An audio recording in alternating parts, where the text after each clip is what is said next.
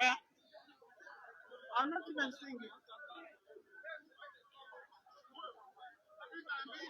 I have collected watching this space. You can cut it to me. No, no, you got this one.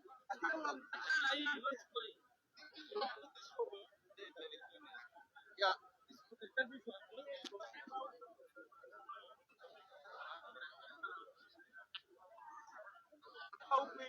Ah, in the panel.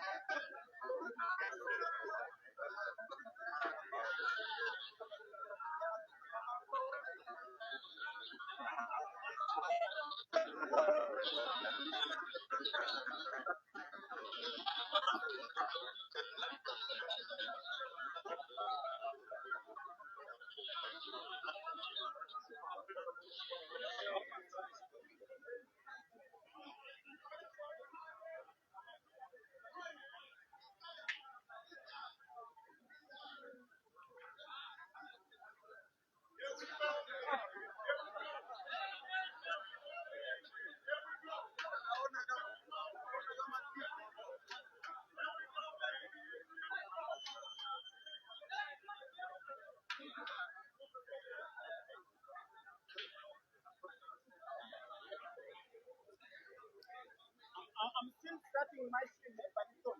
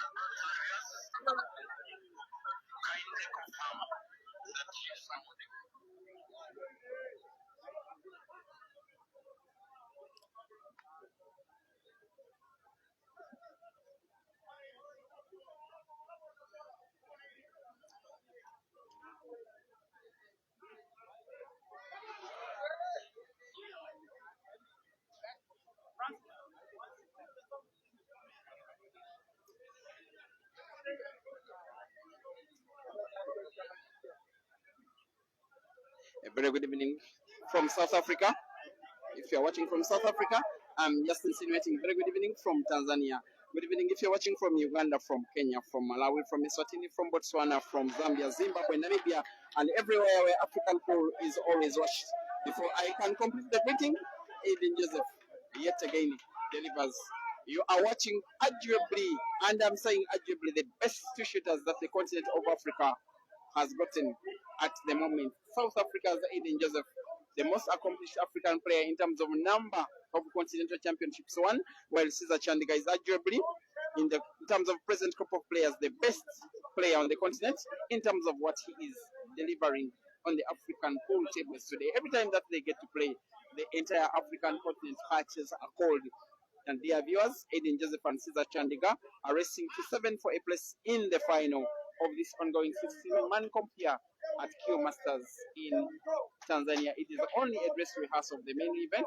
That is the Q Masters International Carnival that is happening right tomorrow with 3 tournaments in one. One, a ladies event, singles. 2, a men's event, singles. We like call it a main event. And the third is a team event where Aden will be playing for Team South Africa and Cesar will be playing for Team ATA.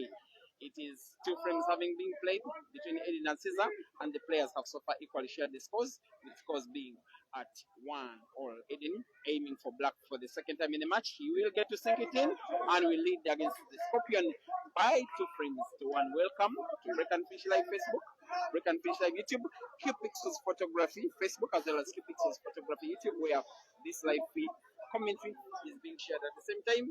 And to present it to you, my name is Simon Peter Chobe on behalf of Q Pixels Francis Slim Mukwekwe, representing the Ugandan flag on the scoreboard is Cesar Chandigarh, and for South Africa, Aden Joseph. Race to 7, Aden 2, Cesar 1. Semi-final number 1. You can also on the stream see peripherally the second semi-final between Jerry and Roy. That one I think is a 2-0 with Jerry leading in another race to 7 for a spot in the final. Live commentary resuming shortly.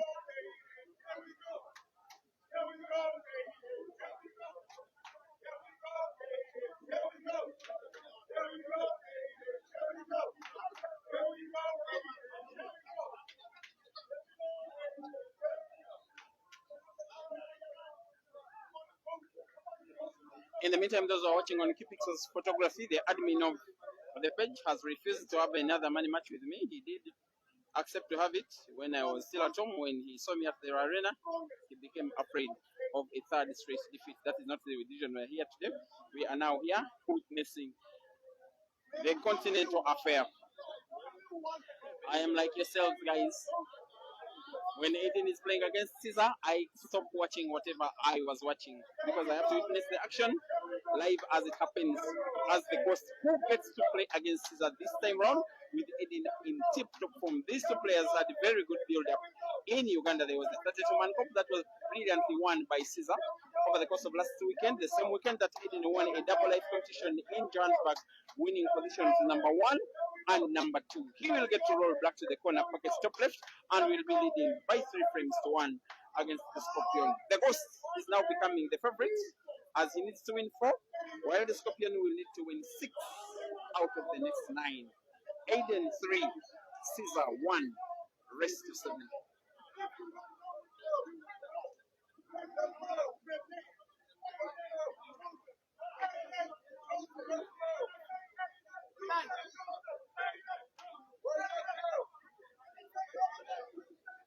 And Eden's lead cheerleader, Bilani Nkosi Mazambani, is doing what he normally does. He is a player himself, a very good player himself. He has played up to the quarterfinals, but when I don't even know whether Bilani will want to win against Eden if he were an opponent of his.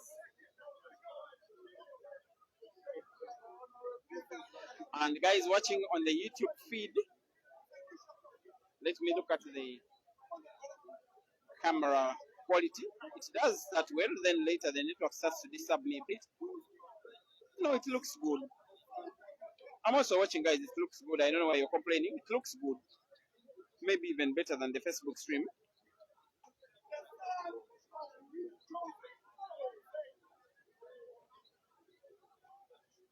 Happy Simango, watching from South Africa. I am watching the stream on another phone. It does look good. Sorry to say. I don't understand the claims. Maybe it was bad sometime back, and I think it has just stabilized now. But if it unstabilizes again, I will be having only the Facebook stream, and for you, the YouTubers, I'll be recording the video to you and repost it to you after the live stream is done. And in the meantime,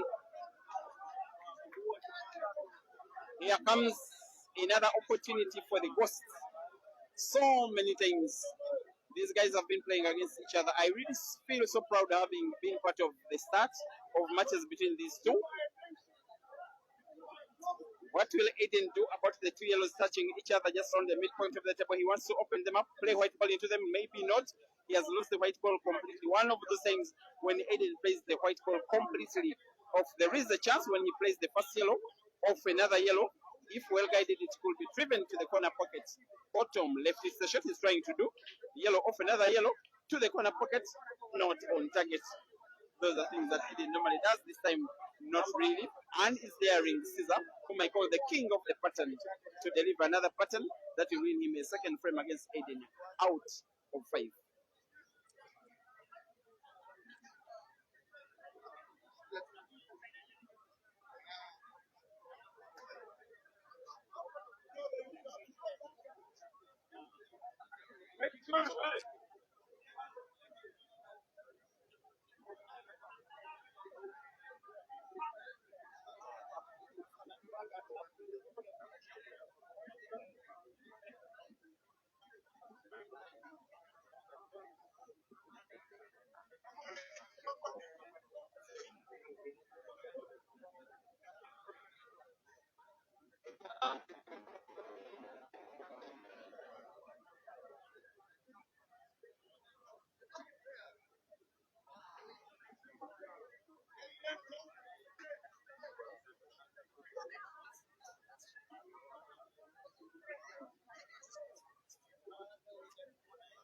There is talk of a money match between these two.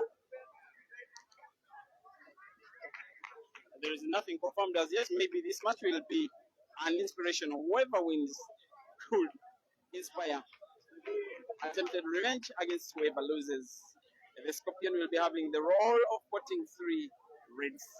By the way, these pockets are so welcoming, most especially of attack-minded players.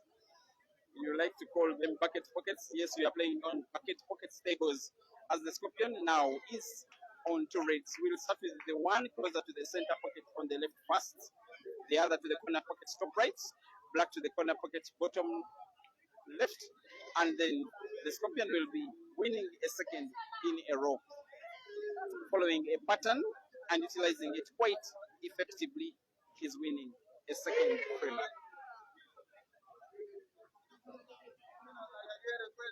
Caesar 2, Aden 3, rest of 7.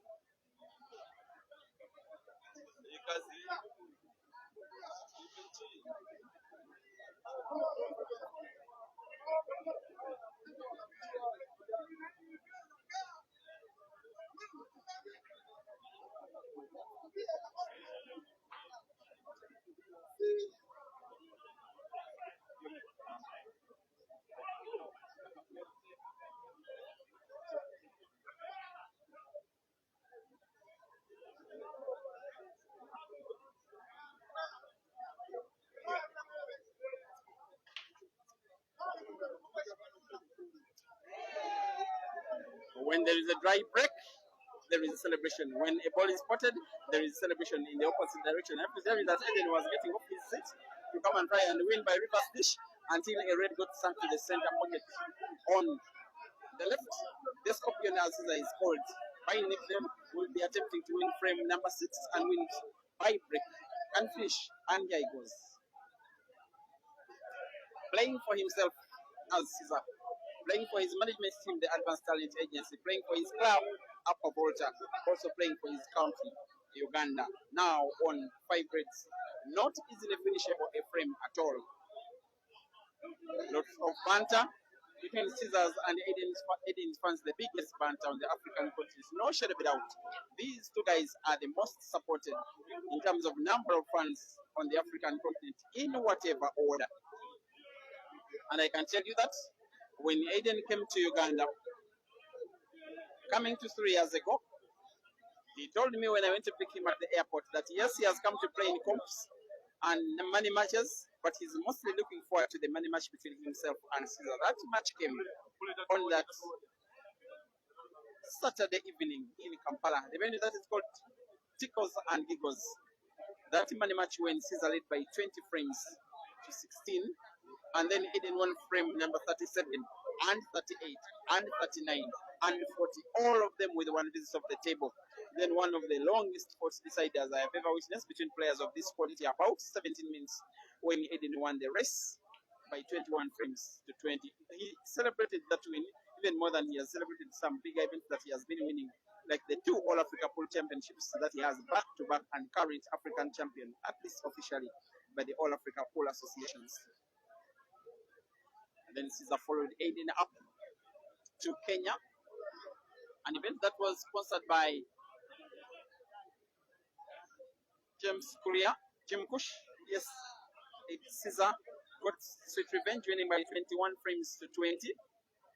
Then, after the Grand Mchana in Kenya the following year, another money match between the two, again won by Caesar by 21 frames to 20.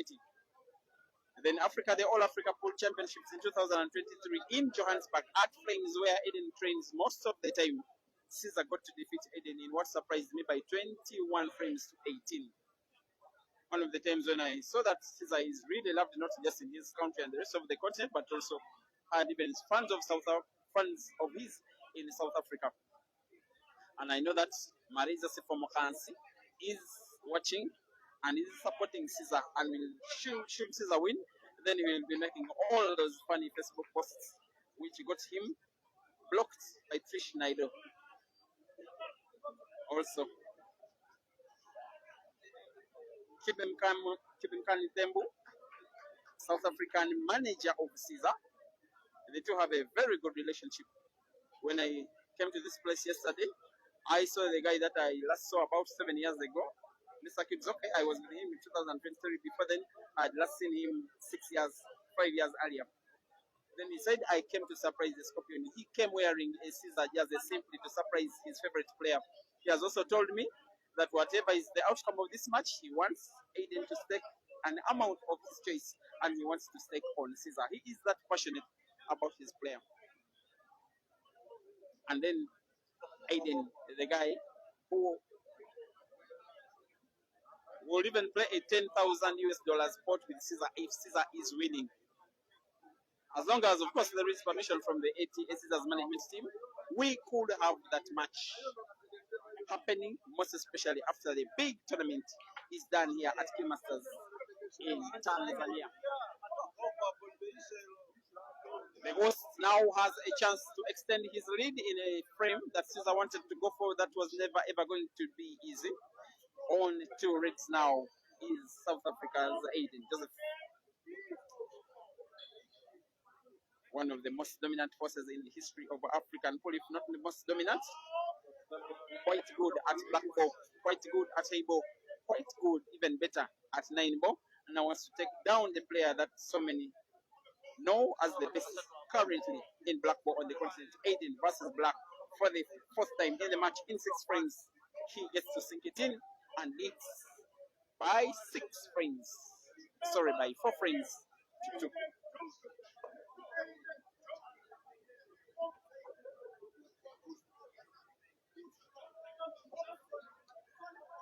Keep gathering Africa. Give this feed all the attention it deserves. It is the best of Africa as long as it is Aden versus Caesar. Where else would you be? Why wouldn't you be spending a precious time and precious data bundles watching this one? 4 frames to 2. It feels like the race is coming to an end, and it could be having maybe 3, 4, 5, 6, 7, 8 more frames to go.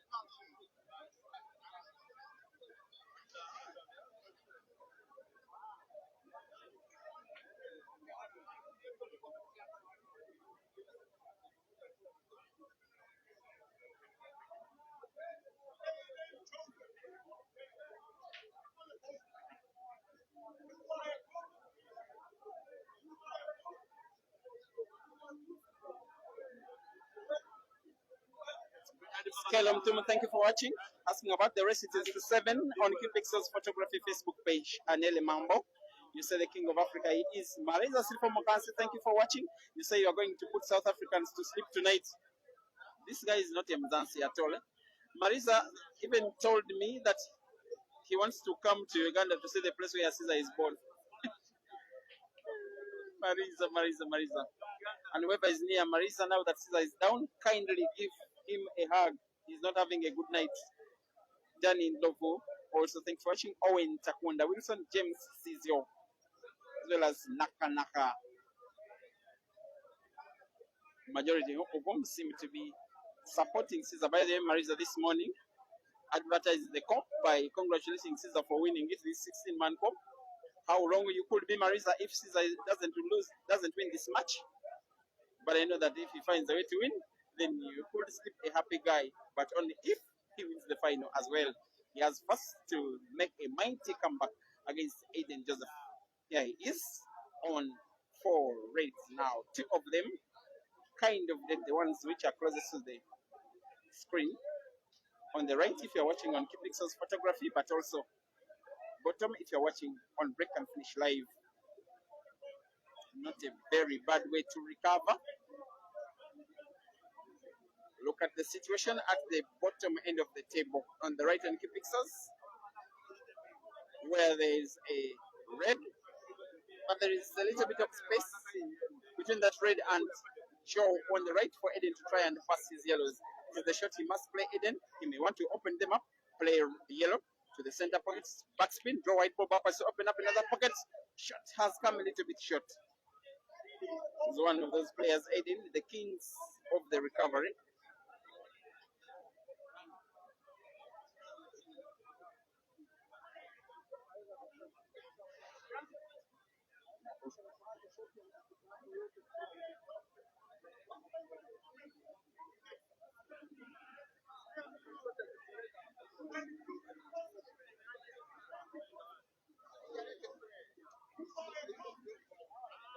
In the meantime, whether on Qpixel's photography or Break and Finish, just in case you find an issue with the audio feed, kindly let us know.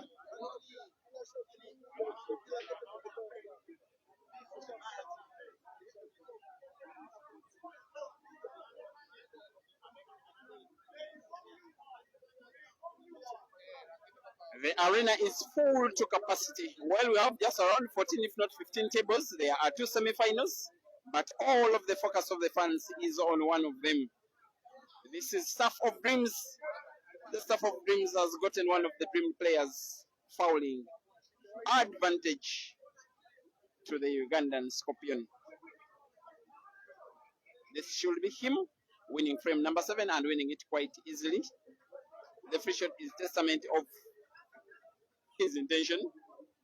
Finish the frame and come within 1 frame of Aden. Just to play the last red, white ball having the right spin on it. It moves towards the top end of the table on the right, just like that. Pinpoint accuracy. He may now need to put black to the corner pocket. Top right, right off the cushion and in perfect space. The pot of the black, the same corner pocket I was referring to, will be a formality for the Scorpion. Caesar 3, Aden 4.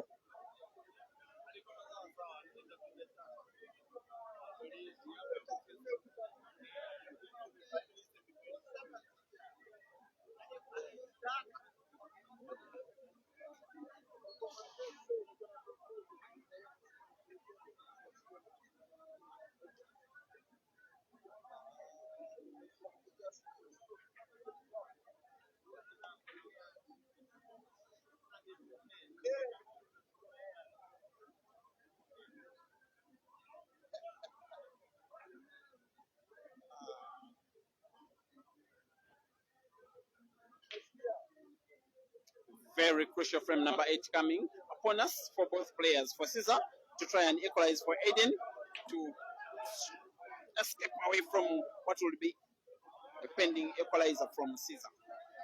Gets support one yellow on the break. Not a very good split of the balls, but at least he has made one of them.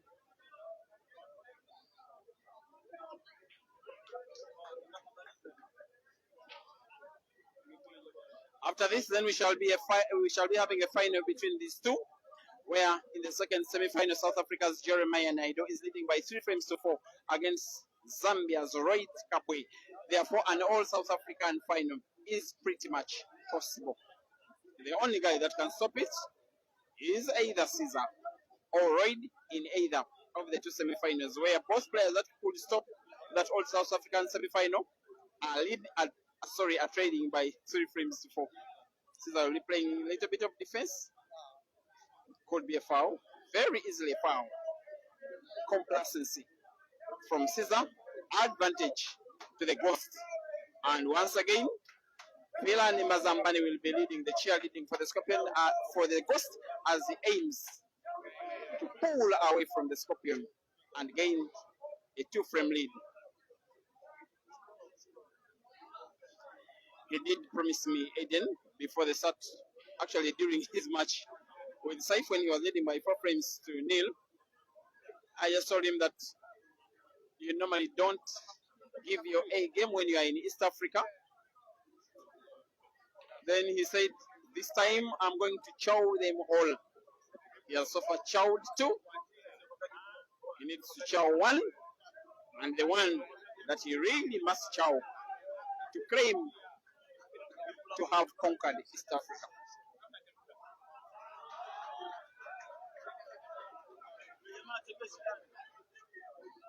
White ball could be played into the 2 yellows. I wouldn't call that one very good shooting. He only has sight of what would be the best of the 4 yellows is having on the table. Aden. Will he pot? He must pot. Make a ball, Aden, or else you probably lose the frame. He not only makes a ball, he opens up the frame and gives himself white to easily pot another. Pot. White ball bounces off the cushion with right spin. How good will it be? Not good enough, but still has a chance. When he plays normally, pots yellow to the corner pocket on the top, white ball bounces off the cushion on the right and moves leftwards. He has to maintain perfect balance, and perfect balance it is. The pot is not on, however.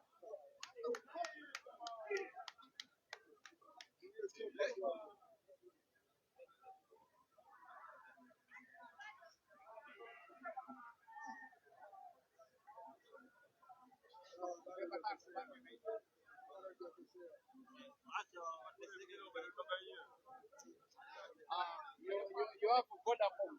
You buy for the bundles, I give you the money.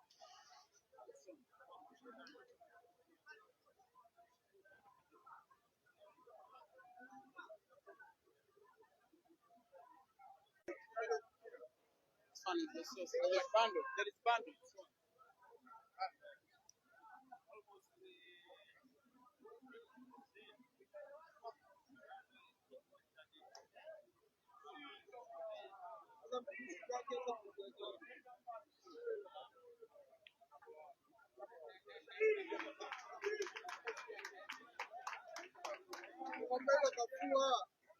Sasa watakipita mwenge ule.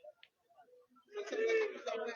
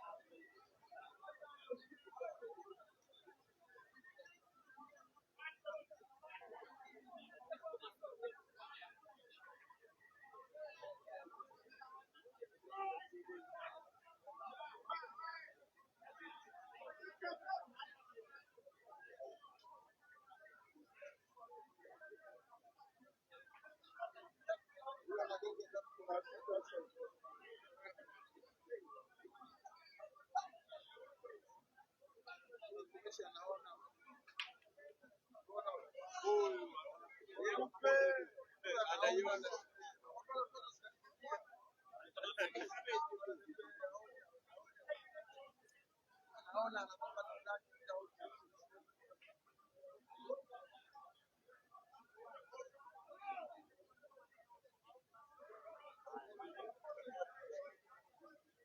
on, righty.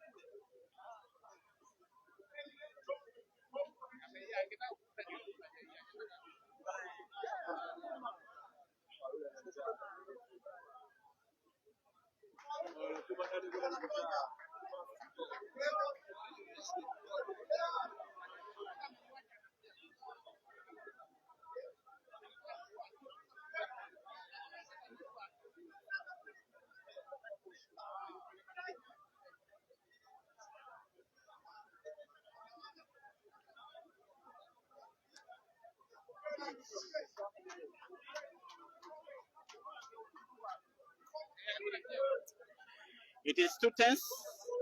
It is too tight. It is too close to call now between the Ghost and the Scorpion after that relatively successful comeback from Caesar having 1-2 frames in a row, coming from 4 frames to 2 down and making it 4-4, now turning this race to 7 into a race to 3 and wants to make it a little bit better. He has 5 reds on the table.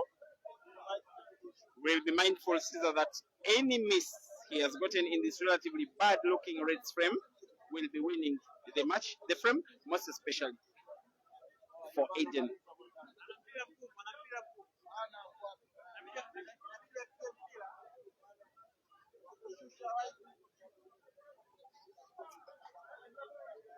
The Scorpion, the guy that has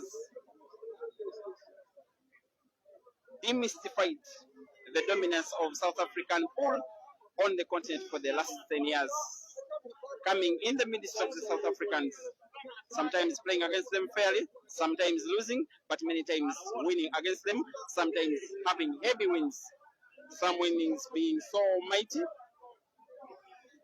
The 25-10 victory in a money match against Jerry, which Jerry himself got to pay back when he defeated Caesar by 25 frames to 10 in Johannesburg, but also the recent victory between him and Aden, which could be replicated here because the Scorpion is about to successfully lead for the very first time in the match. He will never ever miss from this kind of range, not in a match against his rival.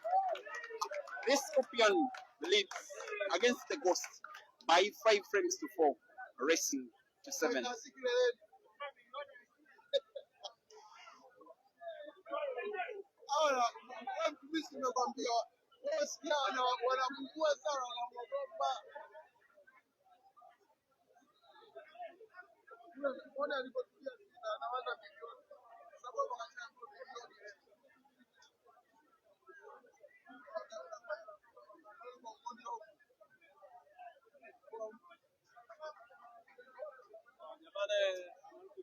It could be quite deadly if Caesar, for Aden, if Caesar gets to win this frame.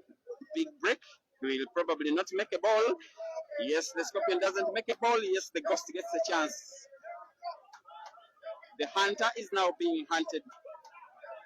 He was leading by 4 frames to 2 about 12 minutes ago. He's now down Aden by 5 frames to 4. Must win this frame. You cannot let Caesar win.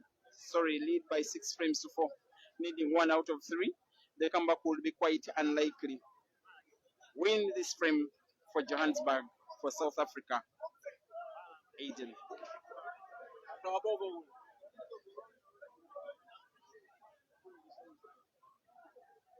Quality is never an issue for the Ghosts. Well accomplished in terms of level of play, well accomplished in terms of achievement, and well versatile in terms of deliverance in all the key sports discipline. 2-time runner-up in the All Africa Pool Championships in 2014, as well as 2019, losing against fellow South Africans Ishmael Mteto and Vishen Jagdev, respectively. He, however, got to win 2 championships in the All Africa Pool title of his own. He became African champion in Lusaka in 2022, as well as in Johannesburg in 2023, defeating two Zambians, Victor and Kelvin, in the finals respectively. In one of those comps that Caesar is yet to win, Aden being the first player to reach 4 finals, also being the second South African to win 2, the first being the other great South African player, Wetsi Moraki. And I know that he's watching this match and rooting for the Ghosts. Thank you, No Fire.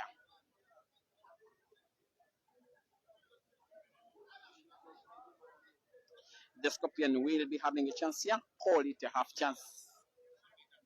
Players of this level normally thrive off such opportunities. Red ball is touched to the white. Still has a high bridge. It seems like a foul, and the sportsman being the Scorpion, he has reported himself even before the umpire could say so. Advantage to the Ghost.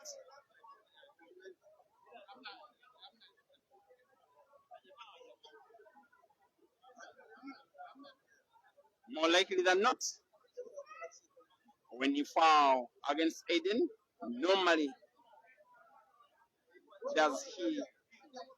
seldom does he let you back on the table. And I have to say that it's the best form that he's having in East Africa that I have seen him of all the times that he has been in East Africa.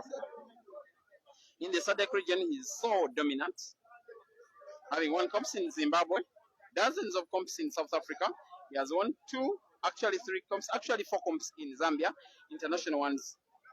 But in East Africa, things have not really been working out, most especially in Kenya, but also not all that good in Tanzania. He has to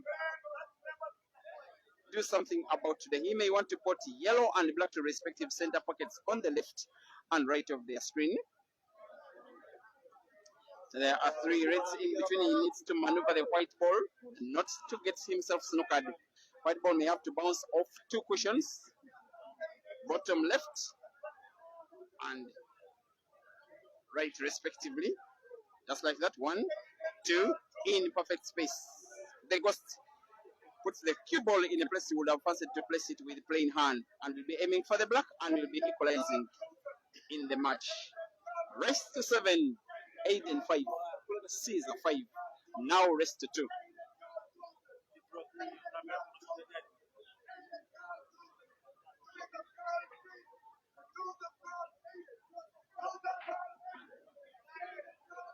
And guys, after this, it should be Royd and Aden in a money match after this comp, unless they change their mind.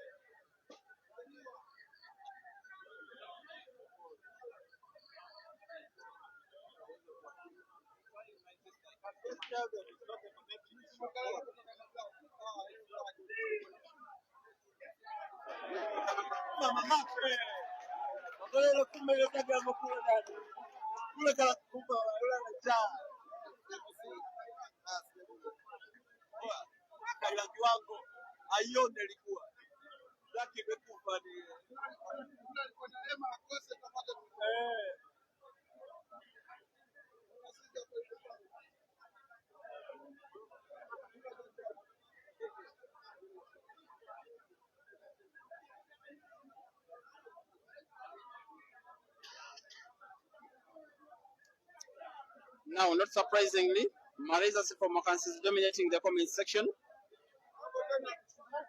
and I will be happy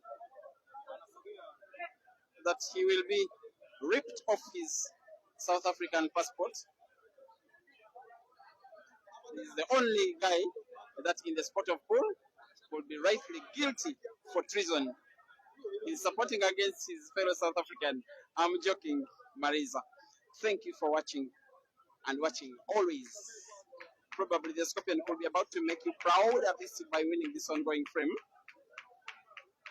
And you are listening from someone who has streamed dozens and dozens of matches involving this guy. And in a 16-man comp, he seldom plays with such a serious looking face. The Scorpion in this comp, however small it is, however a curtain raiser it may be for the bigger one, he really does mean business. Tanzania has not been a very bad hunting ground for the Scorpion. I think twice he has been here. When he first came here, I think 2023 it was. They played a few money matches and I think they were 6 and he lost. No, they were 7 and he won 6. He defeated them all Tanzanian players, then lost a match against Jerry. Then for double the stake, he won the rematch the following day.